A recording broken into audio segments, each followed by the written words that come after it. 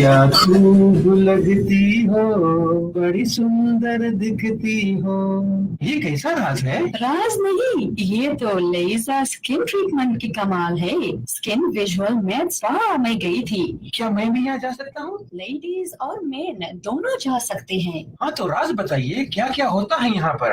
Hydra facial MD treatment, laser hair removal, oxygeneo facial, micro needling, quick system facial, glow peel, chemical peel और तो और free, हाँ free consultation मिलता है यहाँ पर। यूनिट नंबर 108 12565 88 एवेन्यू सरी में। फोन 778-980-2726। सबसे बढ़िया टेक्नोलॉजी इनके पास है इन स्किन केयर, तो जाइए जरूर। शेविंग क्यों करते हो, इतना पैसा क्यों वेस्ट करते हो? जाइए और लेजर ट्रीटमेंट कराइए, आपको फिर शेविंग करने की कोई जरूरत नहीं। इसमें कोई पेन नहीं होता क्या? बिल्कुल नहीं, पेन फ्री लेजर। मैं तो चला स्किन विजुअल में स्पा। चली चली फिर चली चली। स्किन विजुअल में स्पा में चला।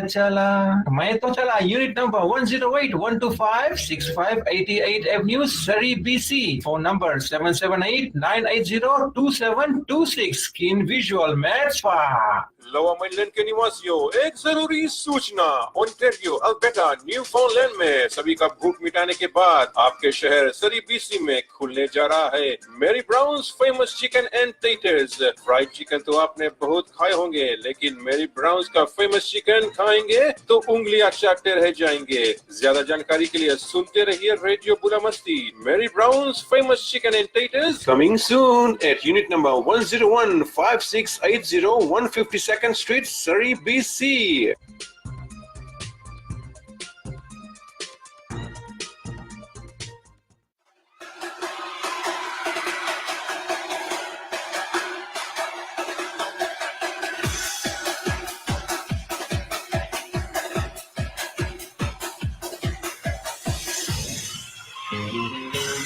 Good evening, everyone. You're listening to Radio Bula Masti, and I'm your host, Aisha. With me, I have the family counselor, Mr. John Solano. Welcome to Radio Bula Masti once again, John. Oh, it's great to be here. Thank you. We're kind of getting a little bit of a rhythm going, aren't we? I know, it's like more relaxing. John is like doing a regular show every Thursday now with me, so it's awesome. Yeah.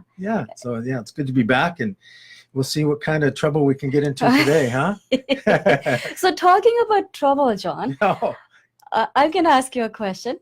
Why do I tend to avoid certain conversations? And us as human being, we do that. And the reason why I'm asking you that is I bet a lot of the people that do click onto this video today, a lot of them that will tune in, you know, as soon as I find that it's serious topic, we tend to log off, or we don't want to pay attention. We kind of ignore it. Why do we do something like that? Yeah, well, I'm not sure that there's one single answer. I thought about this all week since we last spoke, and it'd be kind of nice to hear from your audience and see, as they think about this themselves, or maybe see it in other people, what their opinions are. And the more I began to think about this, two things, I guess. The more I could see that it was, very, very fundamental. It just kind of part of the makeup of who we are as human beings. And there's a lot to it, a lot of different, maybe possible answers. But anyway, I jotted down a few notes, and, I thought maybe, we could unpackage those today, but it'd be nice to hear from the audience too, and see exactly that.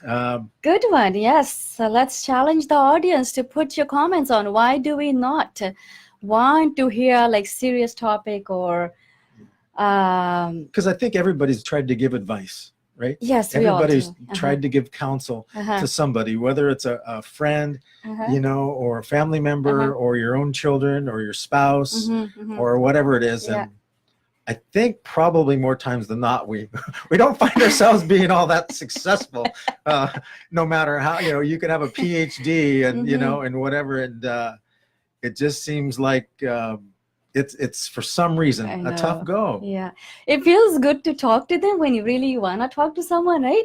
It's like you let a lot of things out off your chest, but when it's time to getting advice, right? Yeah. We are like, do it. If it works in our favor, we do. Take that advice. If we have to work at it, it's like, right? Yeah. Oh, what do you know? Yeah, and so it reminds me of, well, so much of the work that I do, because people that, whose living rooms I show up in or who come to my office often come there because they're in some level of pain or anguish. Yes. And they want to receive, at least they say, they want to receive some help or some counsel. Yeah. And, you offer that and it doesn't seem to sink in, or maybe they agree or they acknowledge the value of it, but then almost by the time they step out the door, they forget it, and they have trouble remembering it or applying it or what have you. And so one of the thoughts that I was having, and I was really thinking about this the other day when I was working with a parent who wanted me to, this is the kind of parent who they would consider themselves old school. Okay. Old school meaning, hey, John, give it to me straight. Yes. Right? If you got something to say, just say it. Just say it the way it is. Because I'm that kind of person, right? Yeah. And I'm thinking, okay, well, I'm really trying to be, I don't know what you want to call it, sensitive. Yes. It's how you want to make sure that you don't come out the wrong way and get them defensive or anything like that, right? Yeah, I mean, as much as people say they want the truth, and yet maybe because the truth is so powerful, so illuminating, that there should be some reverence that we have for the truth, and that we speak it with some reverence and some sensitivity, some empathy, etc. But I was really trying to go the distance with this parent on, what I call walking on eggshells, kind of, treading lightly here, because I was about, ready to, hit them hard here with some information because that's how they wanted it. But, every time it was like, this would be the parent who every time I would start to get close to something fairly truthful, in our discussion, they would start rambling. Oh, okay. And they would take it off into a way different direction. One of my teachers used to describe it this way, and excuse kind of the military symbolism of it or what have you. But if you've ever watched like jet fighters, like footage of jet fighters fight, and one is trailing the other, and they're about to lock on into the target, and the one that's being locked on to, it has a defense mechanism available, and they release these really hot flares from the back of it. I think it's chaff or what have you. And if you have a heat-seeking missile, the missile follows the flare and takes everything way off track. And that's often what it's like when you're doing counseling, when you're starting to zero in on target and you're tracking, and all of a sudden somebody will say something or do something to take the conversation in another completely different direction. And so I had to keep bringing the person back,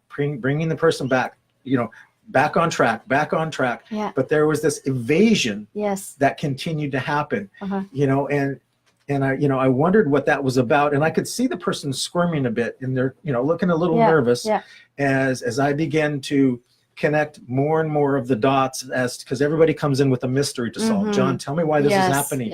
I don't understand it. We've tried this and we've tried that, and I really want to know the truth here. And so as I start to assemble the different pieces like a puzzle, to connect dot after dot after dot, frame after frame, and slow it down, you can see people start to literally start to get a little fidgety, and all of a sudden, they take the conversation in an odd direction, or it's time to get up and go to the bathroom, or and my teachers, bless them, that they would always, when I was learning this, they would always say, be careful. Watch yourself, be mindful, because this is a place where you can be your own worst enemy. Figure out, everybody has an MO, a way that they get in the way, if you will, of really being able to receive and accept the truth. And And as much as this individual said they wanted the truth, I could see that there was a part of them resisting it. Mm-hmm. And I thought, as I had said to him and said to other parents, it's kind of like, be careful what you ask for. Mm-hmm. Because if you want more love in your Yes. life, guess what's going to happen? Mm-hmm. Anything any barrier that exists in you, any perception, any behavior that doesn't support your heart's desire, Mm-hmm. which is to Mm-hmm. love, is going to come to the surface. That's right. Yeah. It's going to come into the light. Uh-huh. Now that's the good news. Yep. Mm-hmm. Now it's not the good news if you don't have a way to contextualize, if you will, what you find. In other words, people are often, I think, afraid of what they might find. Mm-hmm. I warn people, I say it's a little bit like a double-edged sword, but Uh-huh. the truth will set you free. That's right. But it's going to sting a little bit. Uh-huh. Uh-huh.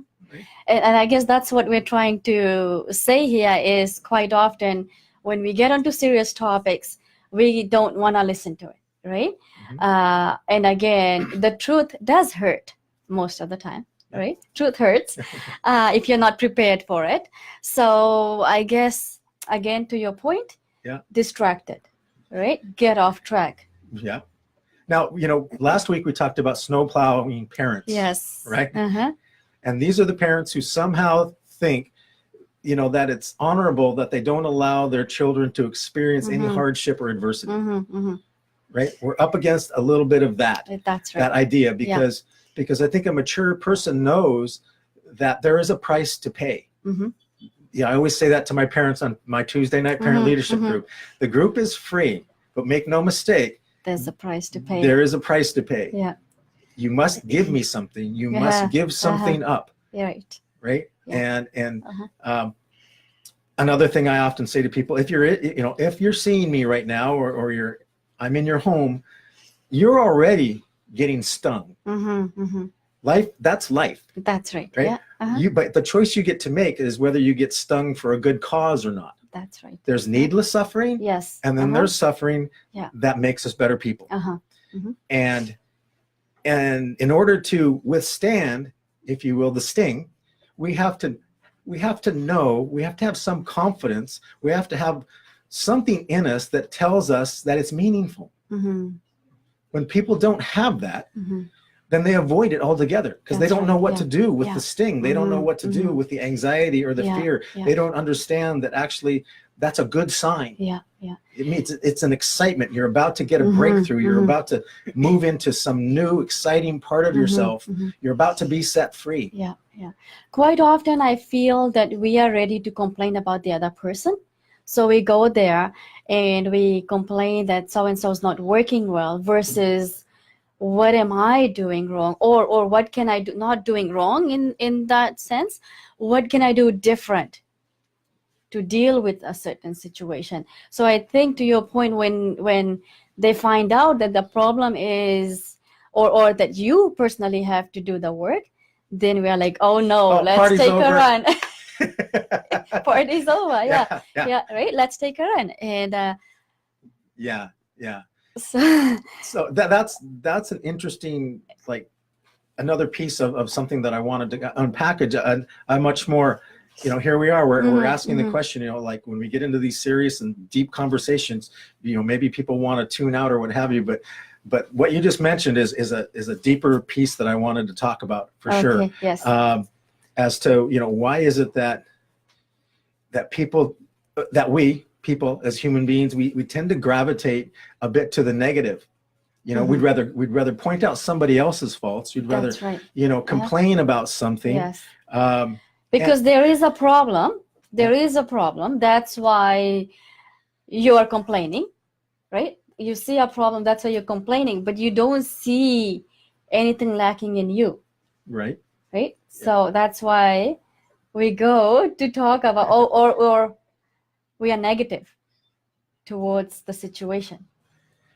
Yeah, I mean, because as long as we can project it out here Yes. somewhere onto somebody else or Uh-huh. circumstances, then we don't have to, look ourselves in the mirror, right? We don't have to Yes. to own that Mhm, that mhm. issue, and because to do that creates anxiety. And so you're right. Yeah, we kick in that defense mechanism called projection, and we put it outside of Uh-huh. ourselves, and and we hang out there. And so some of you may know people who spend way too much time complaining, or what we might even call wallowing in their victimization, right? And you know, even though doing so is like, it sucks the life out of you. You know, but you're still at it. You're still at it, right? Why would we do that, right? That's a really interesting question, and it also reveals a lot about us as human beings. Oftentimes, though, it's what I call the elephant in the living room, you know, that nobody wants to talk about. That's right. Yeah. It's very fashionable these days to play the victim role, be in the victim narrative. But like you said, why is it that we hang out there so long, even though it sucks the life out of us? It can suck the life out of a marriage. It can suck the life out of a child-parent relationship. It can get you fired at work. It can suck the very life out of yourself. You know, it can depress you. It can affect your immune system. That's right. But we still want it. We still want it. Because it makes us feel good talking about it till you drop dead. And because it's not my fault. Yes. Right? The fault is in everything else but me. Yes. So we talk and talk and talk and talk. Right? So now, can I get back a little bit to that first fear thing? Because I want to kind of complete that a little bit. But, you know, when I was working with this parent, like I said, I could see them. They were very, on the one hand, they desired the truth, but on the other hand, they were very anxious about receiving it. And this is really one of the biggest, I guess you could say, I'm seeing more and more of, but one of the biggest issues that faces people is that they don't have like a fundamental, what I would call kind of like psychological framework for how to manage what they find out about themselves. Because what we find out about ourselves we may find out that we have caused for, pain and suffering for other people. So when parents, for instance, are going through divorces and they're yelling and screaming, or maybe parents, because of the way they were raised or whatever, they be very critical and very hard and very tough. And you know, it can create, for instance, anxiety or depression or what have you in a child, et cetera. And I try to go to great lengths to try to create a framework where there is no right or wrong, good or bad. It's just really about making good on your promise to love. Yes. So I really try to take that away from the guilt. But what happens oftentimes, I think, is that when people discover, when people find their fingerprints, if you will, on the scene of the crime, naturally what happens is they get anxious and they feel guilty. Yes. Well, what do you do with the guilt? Some feel guilty in the other person, or some feel guilty, and some it's like it's none of their fault, poor me, and it's all because of the other person, right? But doesn't it take two to make or break it?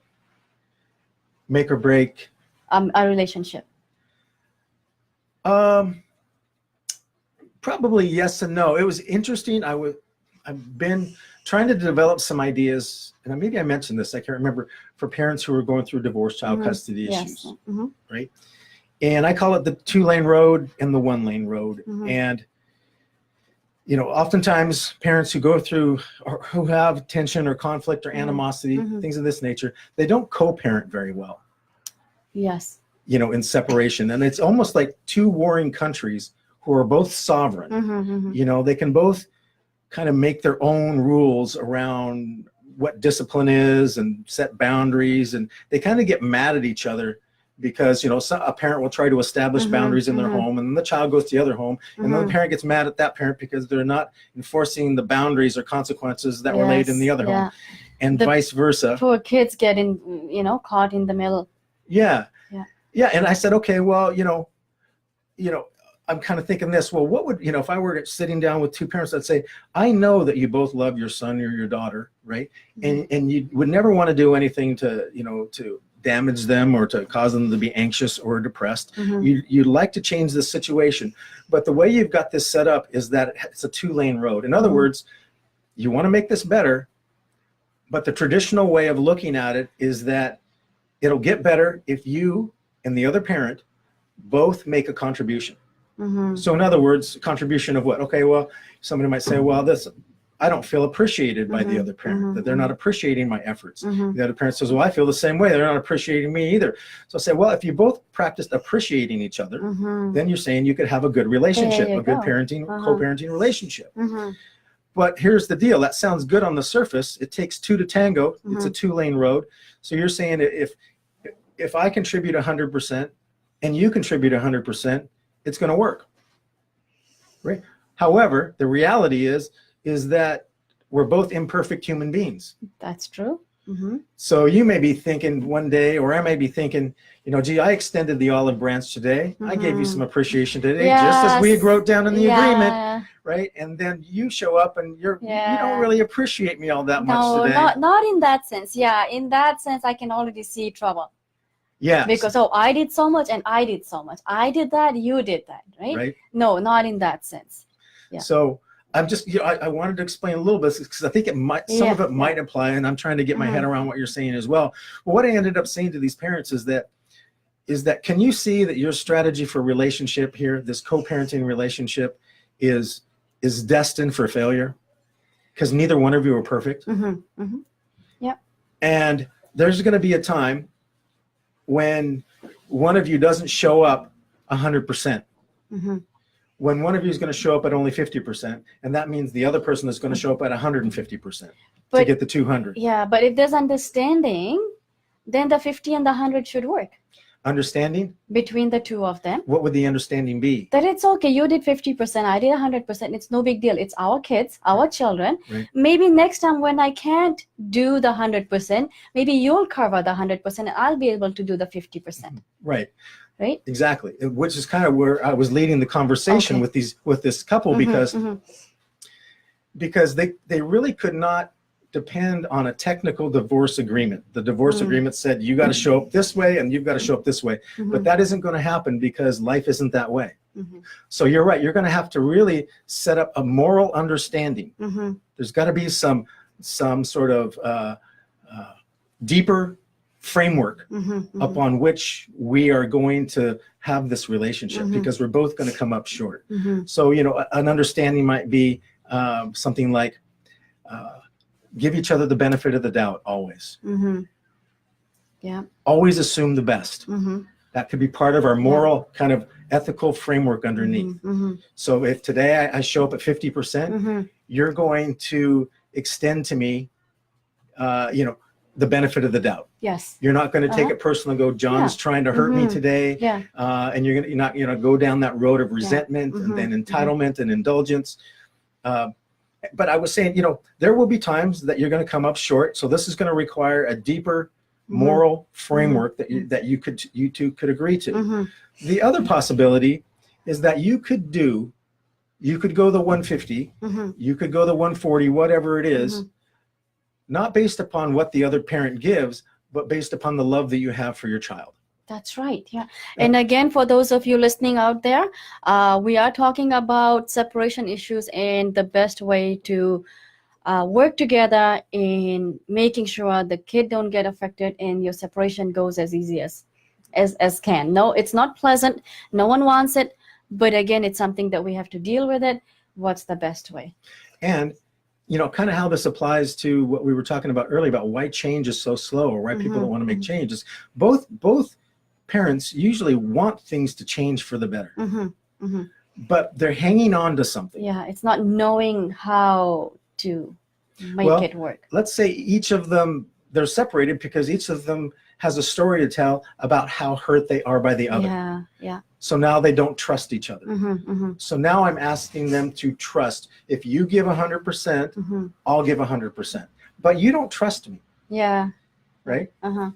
So and if your trust is dependent on my perfection, doing this perfectly, you will always be distrustful.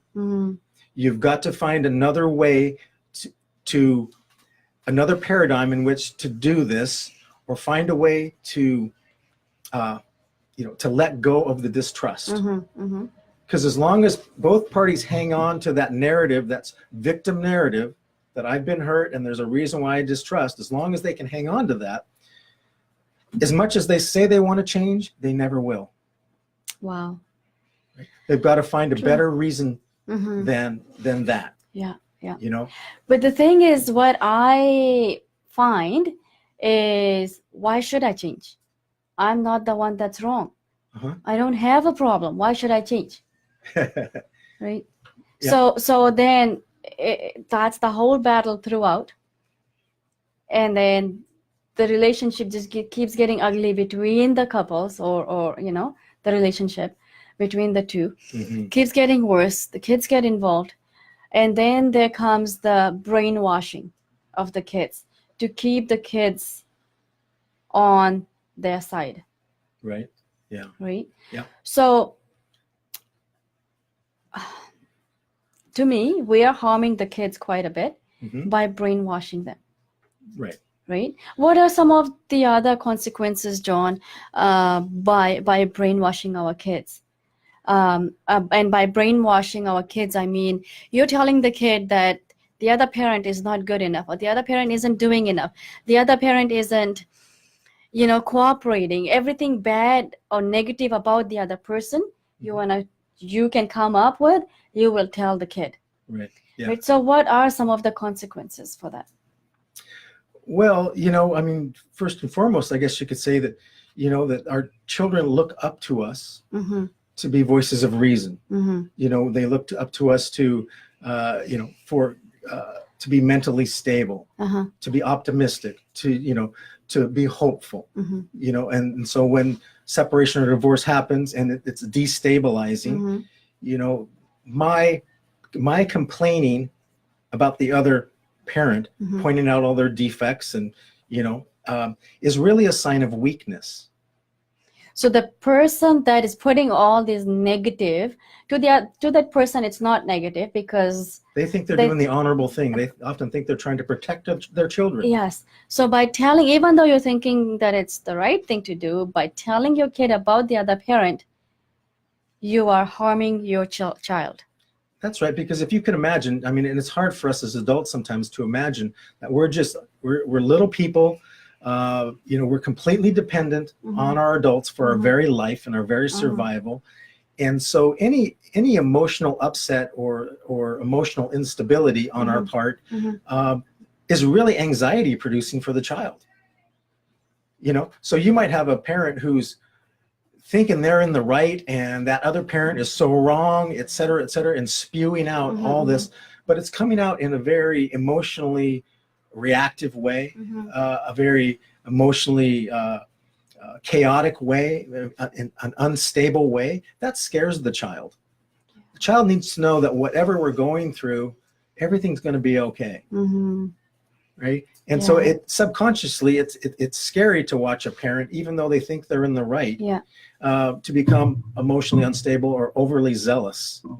The other thing about it too is that, you know, again, none of us are perfect. No, so imagine not. You're a child and you're watching a parent rip up another parent because they're not perfect. And you're saying to yourself, I'm not perfect either.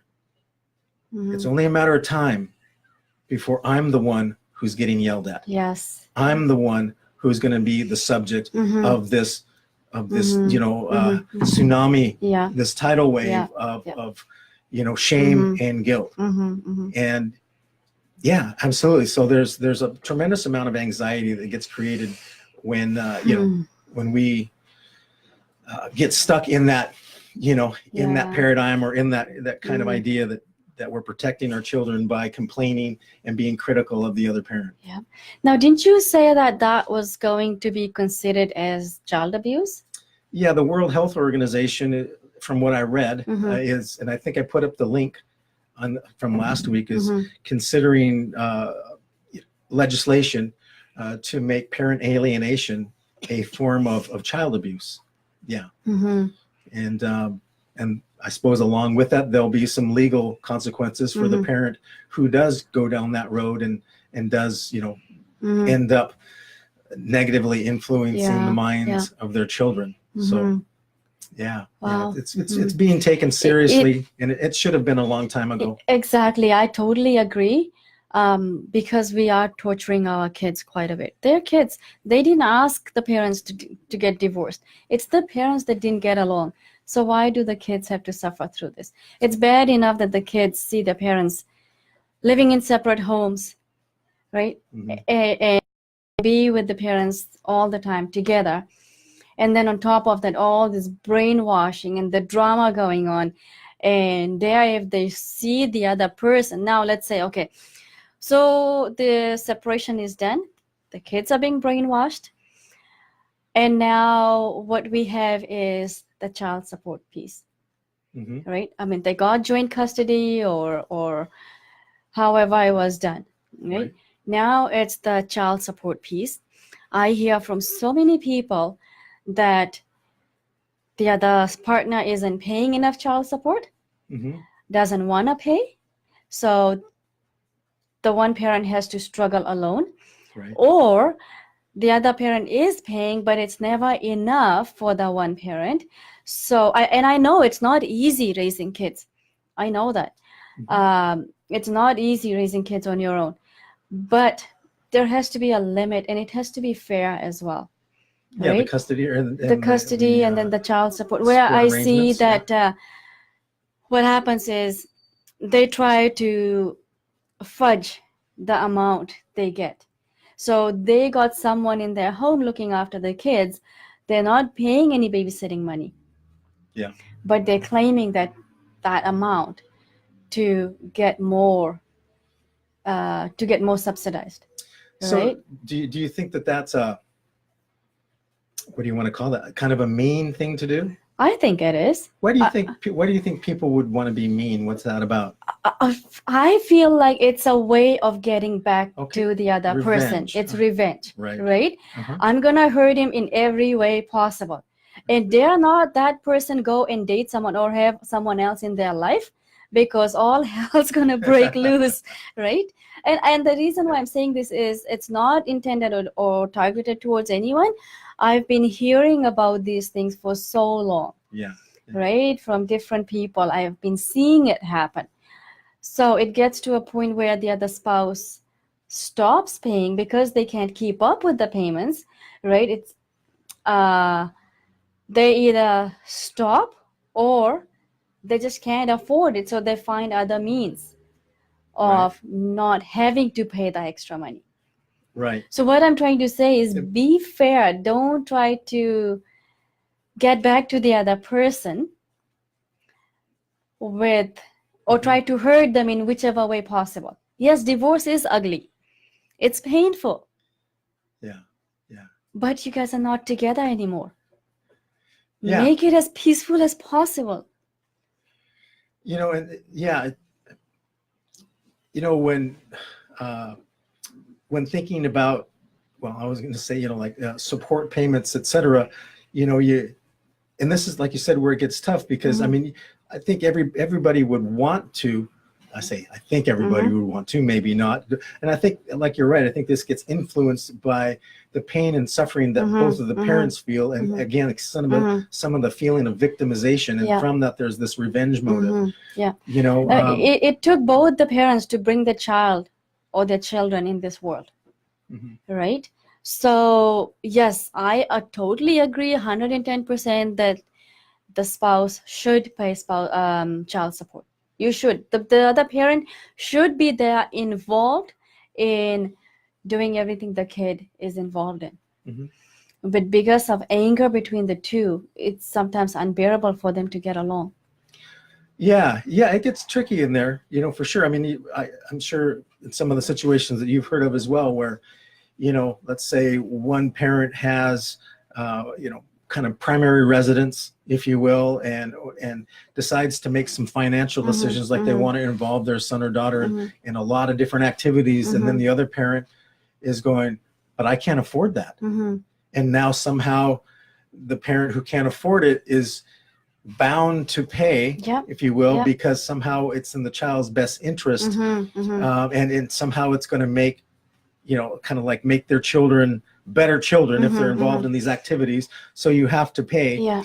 But like you said, the reality too of divorce is that it brings with it challenges, financial challenges as well. Definitely does. Yeah. And there's financial realities and budgets to live within. And if a parent wants to be sovereign, if you will, to make those choices to enroll their children in certain activities, then they've got to bear the financial responsibility for that, or at least try to work it out with the other parent to some degree. Maybe there's a smaller contribution that can be made, but just to impose that on somebody under the guise that this is going to be good for your kids.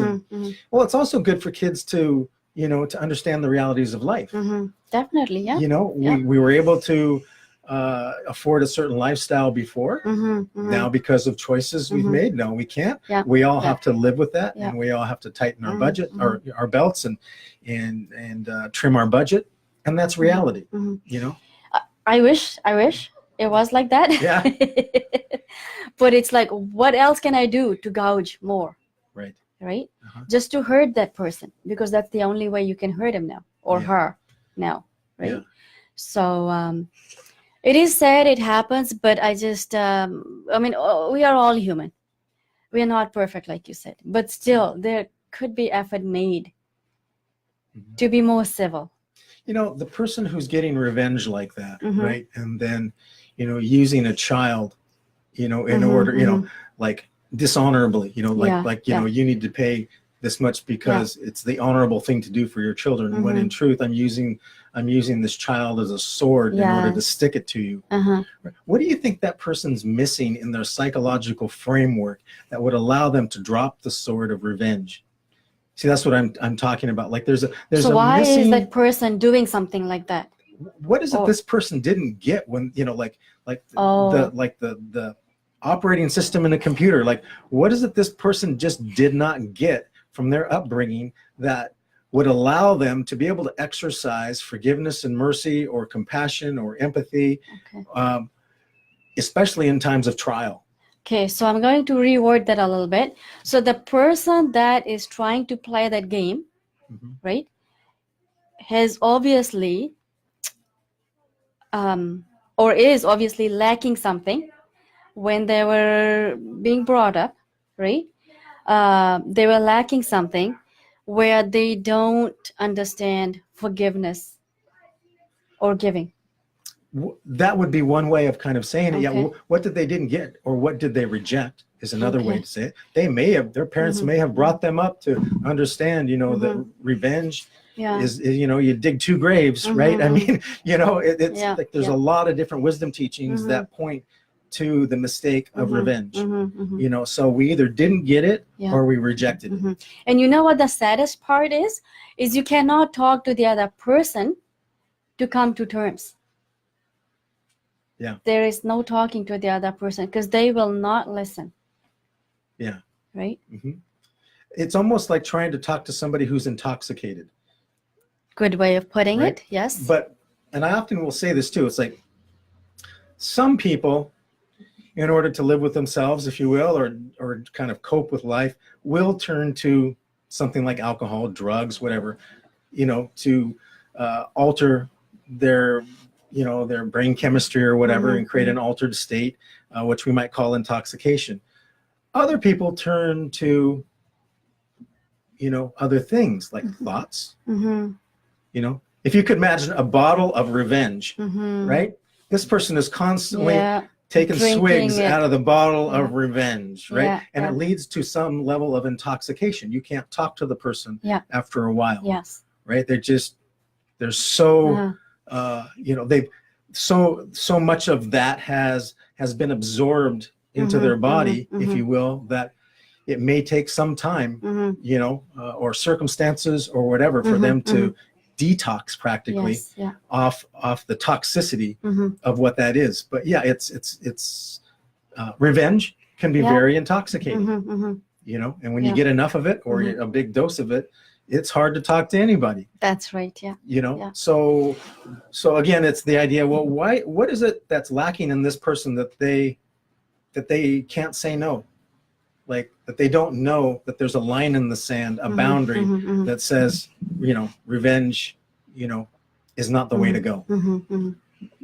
Forgiveness, mercy, understanding, compassion is the way to go. So I hope to all our listeners and viewers, I hope that I did ask the questions you sent to me to ask John, and I hope we answered all your questions. I have another question, John. So revenge and intoxication and all that from the other person, how does the person that's dealing with all this, how do they react to this? What should they be doing? There's no talking to this person anymore. Yeah. Yeah. Well, couple things pop into my mind. I don't know about you, but do you have a locking door to your house? I do have a locking door. Do you lock the door? I do lock the door at night. Why do you lock the door? To keep myself safe. Do you do it to keep yourself safe, or do you do it to keep others safe from what they might do? Do I keep myself safe, or do I keep others safe from what they might do? Right. No, I think I would do it. I lock my door so that I'm safe. No one can get into my house. Right. And I'm suggesting that maybe there's another way to look at this idea. Okay, excellent. Right? Which is, I set up fences and barriers. Like fences and barriers can serve two purposes. They can either, kind of limit me, or they can protect me. Yes. In a certain way. I lock my doors not because I want to be safe. I lock my door because somebody might do something dishonorable. True. Very good way of looking at it. So I lock my door to protect those who may be enticed to do something dishonorable. So I'm stopping those people from entering into my house. That's right. Because if they were to enter my house unlawfully, they would then have to, somewhere in their own psyche, wrestle with that they have committed not only a civil crime, but a crime against their own heart, if you will, against their own integrity. That would ultimately destroy them.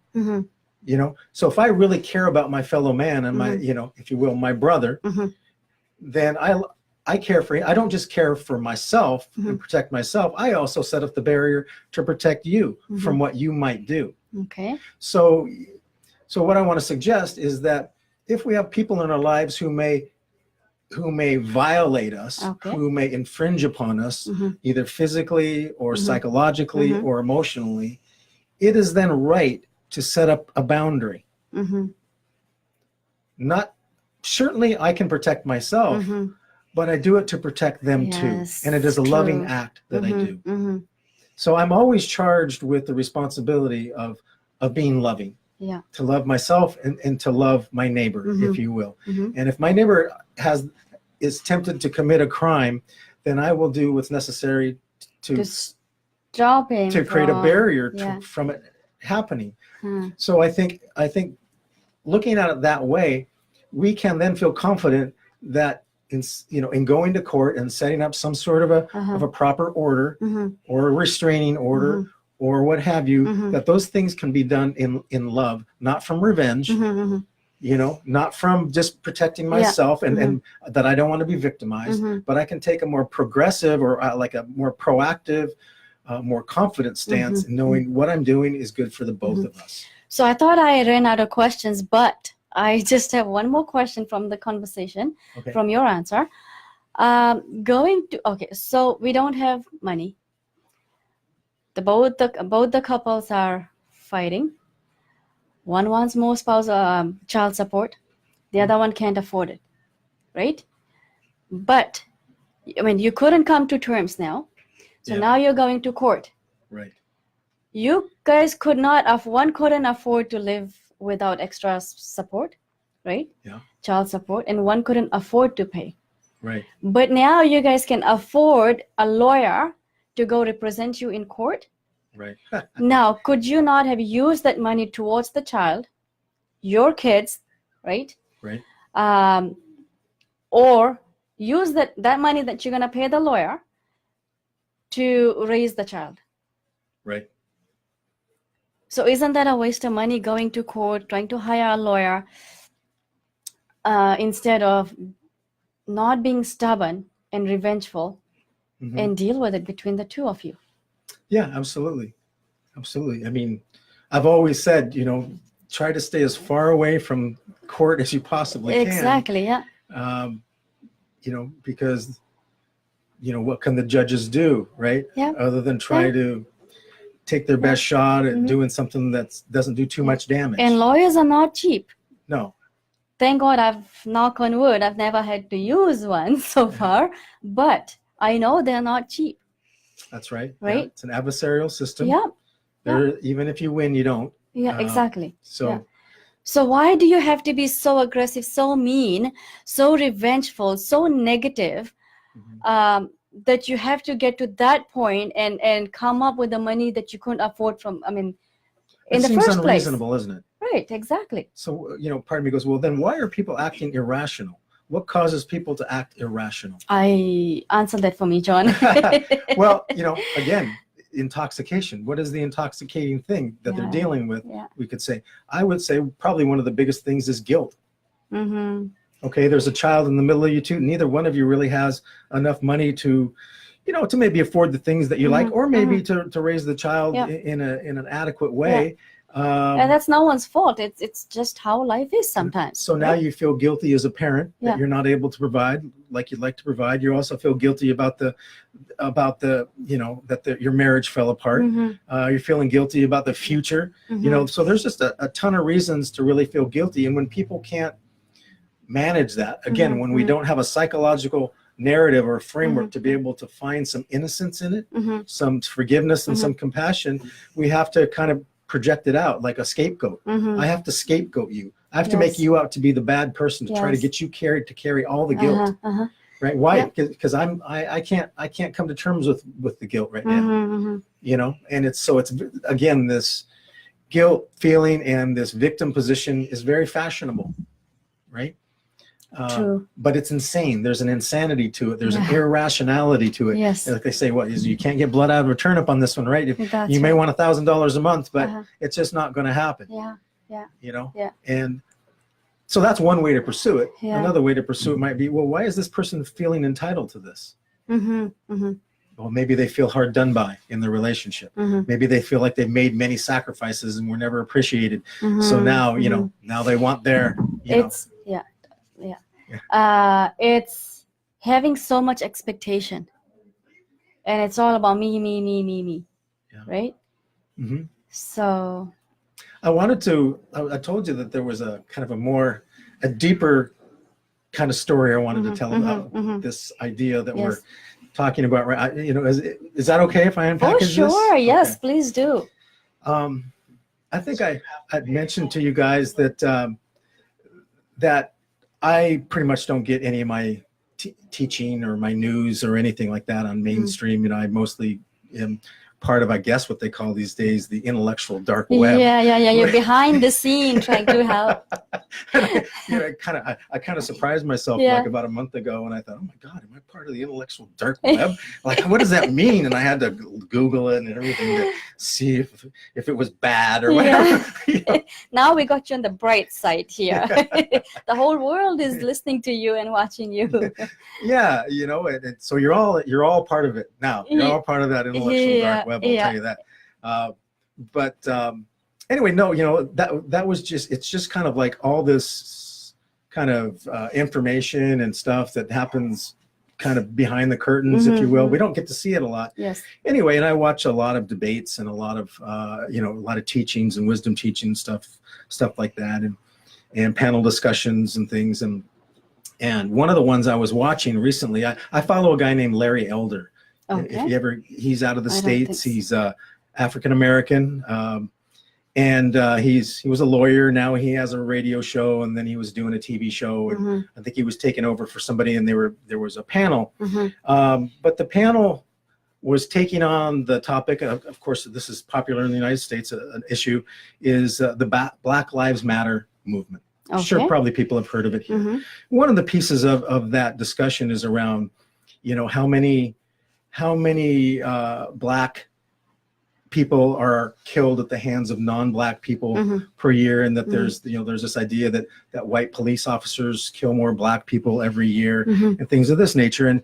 And so they were throwing around some statistics, and these were the stats. And on the panel there was 3 other gentlemen, two more African Americans and a Caucasian, and there was one gentleman there who was speaking kind of on behalf of the Black Lives Matter community or what have you, but I don't think he was actually representing them, but he was citing some opinions of theirs. And you know, the major opinion or kind of idea that's fueling it is that there's this discrimination, that there's a lot more lives being taken, Black people, by white officers, et cetera. And you know, that's terrible. And you know, of course, any life taken is a terrible thing. But Larry, again, who is African-American, was saying, but you know, but here's another statistic. The statistic is that every day, so first of all, the statistic was that every day, one to two Black people are killed every day at the hands of someone who's non-Black, or you know, potentially a white police officer or what have you.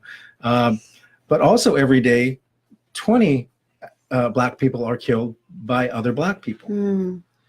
So every day there's one person, one life lost to this story, to this narrative. But this other narrative, More there's on 20 people, and nobody's talking about it. Exactly. Yeah. Like that's not where the energy is going. And I was just kind of thinking about this in terms of the power of what I call the shadow side of the victim narrative, which is people want change, but there's a fixation with the victim narrative. Okay. Like I'd rather, if you had a choice, for instance, if I said, okay, well, you can pursue this idea, but you know, this idea is that one person dies per day. So that's 365 people per year that are dying because of this. But there are 7,000 or whatever dying every year because of this idea. Which idea would you pursue? I take the one with the less. Doesn't matter who's doing it. But wouldn't you want to save more lives? Of course, yeah. So I'd pick the one where less people are dying. I don't care who's killing them. Right. As long as less people are dying, I'm going to pick them. Okay, so but I mean, but you would be more concerned with the 20 that are dying per day. That's what I'm saying. Yeah, Yes. I wouldn't vote for them because there's 20 dying a day versus just one dying a day. And so I'm asking myself, why is this person so fixated on the one? They should be fixated on the 20. They're focused on who's doing it. Yeah, what is it about that victim narrative that is so seductive? Everybody wants change. Everybody wants to save more lives. But people are fixated and obsessed with a narrative that really is the red herring. Yes. It's getting 95% of the attention, probably more than that. And really where we should be focusing is on the saving of the more lives over here. And Larry Elder was continuing to try to draw, or like I said, kind of change the narrative here. Like, can anybody else see this? It's like we're pursuing, we're so zealous, we're so overzealous, we're so fixated and obsessed with this victim idea, this victim story. Where one person's getting killed by the non-Black person, right, versus where 20 people are getting killed per day, right, by the Black person. Yeah, no, right? I'm not a political person or anything, but I'm kind of thinking that this is a little bit insane. This is a little bit like, why would I not choose the 20? Yeah. Why would I not choose? There's 19 more lives that are going to die today when I'm fixated on this. Right. The on one this mission. dying. Yeah. What is so seductive about that? That, you know, we say we want change, but do we really? Are we more interested in being right about how wrong everybody is? Yep. Is that really our intoxication? Is that our fixation? Is that why change is so slow? Because as human beings, there's something about us, and I can explain this maybe a little bit later, but there's something seductive about, if you will, kind of tragedy and the negative. You know, you look at mainstream news, it's loaded with the negative. That's right. Yeah. Right? We drive by a traffic accident. Yep. I say, don't look, but I look. Of course, yeah, you'll slow down to look and hold the traffic behind you. There's a fire, right? I gotta look, yeah, right? Yeah. Or, you know, it could be a family member whose kid is acting, you know, sneaking out at night or doing something. We talk about that. We talk about that. On that. Yeah. Or I might have a spouse who I've separated with, and I keep talking negative about them. All the while, it's costing my son's life here. You know, like why am I so fixated with getting to be right about how wrong somebody is? Yeah. So why do we do that? Why do we focus so much on that? Yeah. Why do we? Right. Why do we? Let's ask the listeners and the viewers. Why do we focus so much on the negative? Yeah. So this is what I call another elephant in the living room. Yes. It's the questions that we're not asking. You know, and when we don't take the time to ask these kinds of questions and shine the light Mhm. into those places where we don't quite see it fully, Mhm. then we end up pursuing things that really don't have that much of a payoff in terms of change. Mhm. Mhm. You know, Yeah. but it seems that we do that quite often. So this is kind of what I call that elephant in the living room, that Mhm. that shadow side. Yes. We're up to something. Mhm. Mhm. You know, what's the attraction? What's the seduction? What are we getting to? Why do we need to be right about Mhm. how wrong somebody Mhm. else is? Yeah. Yeah. Now, let me say this. This is another piece that I teach quite a bit, and it's very challenging for people to get their heads around, is that, and it's an idea, it's a position to take. Mhm. And the position is that in the nature of who we are, in the origins, the origins of our psyche, Mhm. there is seated, if you will, kind of in the center of it, Mhm. what I call kind of the immature golden child. It's the seat of our being infantile. We Yes. all come into the world as Uh-huh. infants. Yes. And so when we describe, if we were to attribute certain characteristics to what it means to be infant or infantile, Mhm. I think we would probably eventually get to narcissistic, egocentric, and grandiose. Mm. So the core of our psyche, how we Mhm. come into the world, the nature of us, if you Mhm. will, Mhm. contains those three elements. Now, if that Mm. weren't true, we wouldn't need to be disciplined. Mhm. Mhm. Discipline is really about becoming mature. And what does Yes. maturity mean? It means not being so self-focused, Yeah. not thinking Yeah. so much of yourself, Mhm. Mhm. right? And we need to be disciplined out of that. We need to, Mm. those aspects of our character need to be managed. They need to Mhm. be tempered. They Mhm. need to, it's like a wild stallion that needs to be Yeah. tamed, Yeah. right? Yeah. And so we need to be disciplined around that. But just to say that there is in all of us this core Yeah. of narcissism, egocentricity, and grandiosity. Mhm. Mhm. Right? It wants what it wants, and it wants it now. Mhm. Mhm. And Yeah. anytime it doesn't get its needs Yes. met, it feels highly offended. That's right. Yeah. And it often shows up in the world, for instance, as us having needs. And so in attachment theory, we say that we all have needs, and it's Mhm. up to our caregivers Mhm. Mhm. to meet those needs. And if that gets done, then we can have a good shot at Mhm. growing up as healthy individuals. Yes. Yeah. Right? Mhm. But in a lot of instances, our needs aren't met. True. Yeah. And sometimes Yeah. they're not met rather harshly. In other words, Mhm. we experience neglect, Mhm. abuse, Mhm. harsh criticism, Yeah. Yeah. betrayals, Mhm. what have you. When that happens in the psyche, now remember, if you had those characteristics burning bright in you, the Mhm. narcissism, John, you don't even know how special I am. Mhm. I'm so special. That's narcissism, right? Yeah. Yeah. Egocentricity, John, you exist to serve me, Yeah. right? Yeah. The world revolves Yes. around me. Yes. Yes. And yes. grandiose is that you are the alpha and the omega. Yeah. You know it all. Yeah. Right? Yeah. So, Mhm. if you're deserving, Mhm. if you're entitled to Mhm. be treated as royalty, Mhm. and I show up and I treat you any less than how you expect, Oh, you'd be pissed off. right? You know what happens back in the day, right?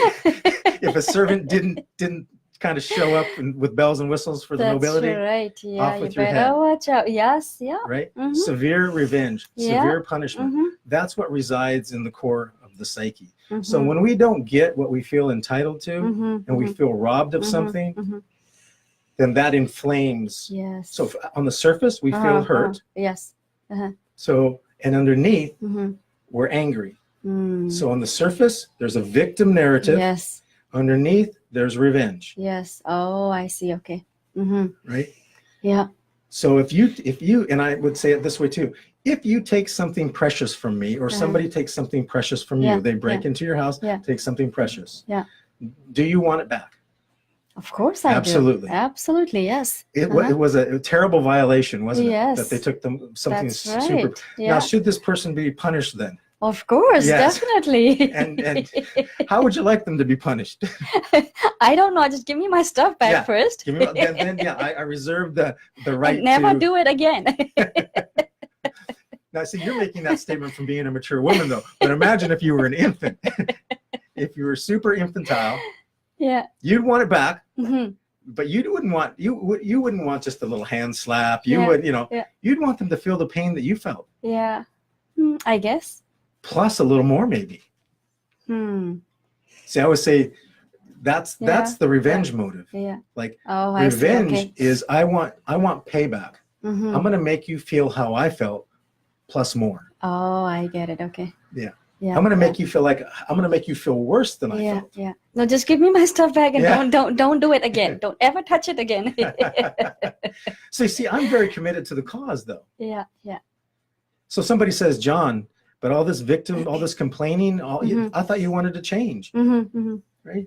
Well, I got some revenge to get up to first. Yeah. Right? I'm on a mission. Mm-hmm. See, this is that shadow side that we don't talk about. It's passive aggressive. On the surface, I say, I want change. Just below that, I'm angry and I'm actually going to stick it to you first. That's the plan. Wow.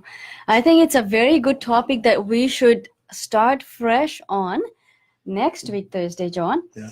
Because if we That's a lot get to chew into on. it, I know, hey?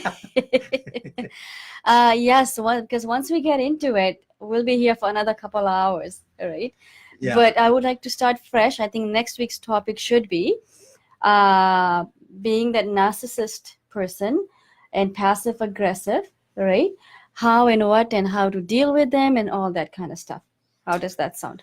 Yeah, that's good. Like I said, there's quite a bit to chew on here. I am committed to kind of unpackaging some challenging information, some new information. I do believe everybody wants some change. Everybody, wants to be students, if you will, of wisdom and truth, and that's that is sometimes the road less traveled. Yeah, true. It does take some courage and some heart to stay in these conversations, because they do reveal a bit. It does, definitely does. Yep. So we've covered, where did we start today? We've covered why people are in denial. They don't want to listen to like important facts, right? Talked a bit about the fear response. Yes. And willing to accept the truth and willing to change, right? We also covered on how to deal with separation, first of all, anger, resentment, revenge. Also, jump in if I miss something. Also dealing with child support, and then trying to hurt the kids in the middle of all this, not realizing what you're doing. And again, I heard from you that it might be called treated as child abuse, right? For brainwashing your kids so much against the other parent. Yeah, and it's like I said, it's very tricky. It'd be nice to just kind of go through some specific scenarios almost, because it's tricky because so many parents think that what they're doing is honorable and right. And then when you really take a close look at it, it just really isn't a true reflection of the love that you have for your child, right? Yeah. And it does take a lot of maturity to be able to manage your pain that you're going through and still make good on that loving promise. So, that's right. Yeah. Well, thank you so much, John. Time has just flown by. So once again, thank you so much. I enjoy having these conversations with you now, especially on a weekly basis versus once a month, because this happens a lot in everywhere. I mean, everywhere. So I'm glad that we are bringing this up, talking about it. And if anyone has any suggestions or questions out there, feel free to send us a message from our website, radiobulamasti.com. There's a contact us form. Please do fill it out, submit it to us, and we will definitely try to address whatever issue you have. And John is a professional family counselor. He has been doing this counseling for over 30 years. And looking forward to many, many more years with you, John, because I'm sure you make a huge difference in people's daily life. Well, I hope so. And, and I appreciate this opportunity to share with all the folks who tune in to your show, and really appreciate that. And as some of you already know, if you want to get in contact with me or look at any of the videos, I do have a YouTube channel. Just go to YouTube and put in the search bar John Solano Parenting. I have a LinkedIn profile, so if you happen to be on LinkedIn, search me out there. I've got videos and articles. And if you want to email me, I've got an email address of quest792. So that's QUEST 792@gmail.com. I'd be happy to listen to your comments. Excellent. Thank you so much, John, for your time once again. And I just want to thank each and everyone for tuning in. Check out John's website. Mind you, John's YouTube channel, John Solano Parenting. Right. And you'll get lots of free information. And once again, I just want to say thank you all very, very much. And we will join you again next week, Thursday, with this program. And next week's topic is narcissist, passive aggressive, and controlling, and all that kind of stuff. We'll just jump right in. Yeah. That's right. Yeah. So, John, we'll see you next week, Thursday. Okay. Thank you again for Great. your time. Take care.